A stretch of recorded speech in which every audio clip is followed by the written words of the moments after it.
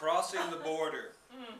Sentience begins and middle age ends the day your descendants outnumber your friends. He'd never laughed louder than at himself, and invited us always to do likewise, as in, you and me and P.B. Shelley. What is life? Life is stepping down a step or sitting in a chair, and it isn't there. Life is not having been told that the man has just waxed the floor.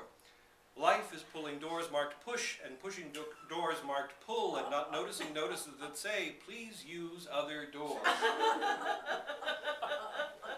It is when you diagnose a sore throat as an unprepared geography lesson and send your child weeping to school only to be returned an hour later covered with spots that are indubitably genuine. Life is a concert with a trombone soloist filling in for Yehudi Menuhin. But were it not for frustration and humiliation, I suppose the human race would get ideas above its station. Somebody once described Shelley as a beautiful and ineffective angel beating his luminous wings against the void in vain, which is certainly describing with might and main, but probably means that we are all brothers under our pelts, and that Shelley went around pulling doors marked push and pushing doors marked pull, just like everyone else.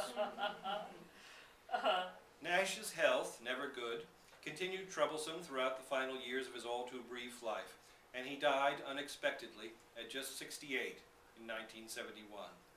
Fitting, isn't it, that I would have once considered that old. He continued writing nearly to the end. His last poem for the New Yorker was published posthumously. It was his 353rd contribution to that magazine. He never won a Pulitzer Prize. He was never nominated for a Nobel. His collected verse, not including his books for children and his advertising work, filled 23 volumes. He sold more than 500,000 hardcovers just in his lifetime.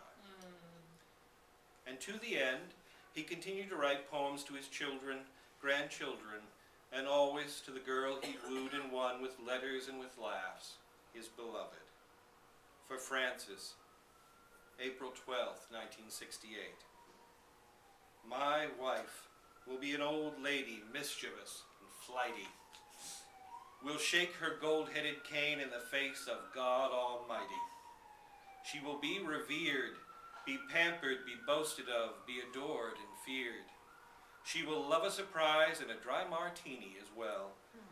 She will still be a girl who was born ashore on a shell, and I'll shout as the ivy on my stone advances, go to it, Frances.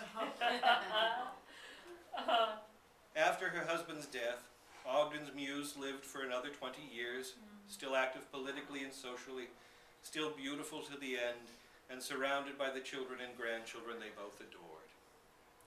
The minister at Ogden's funeral read an old poem of his to close the service. I didn't go to church today. I trust the Lord to understand. The surf was swirling blue and white, the children swirling on the sand. He knows.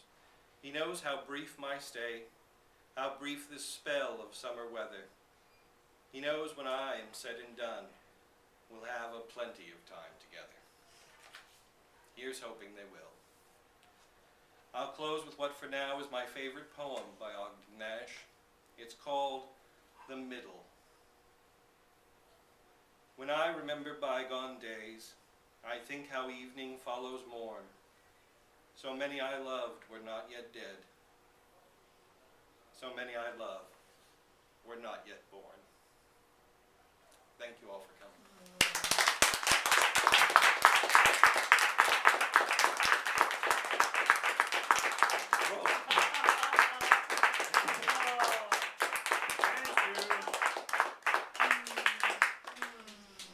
Now, when I was cutting poems last night, trying to get this down to less than an hour, as I've told a couple of you already, I didn't have the sense to cut the ones with difficult words. Oh. So forgive my stumbles. Yeah, kill it.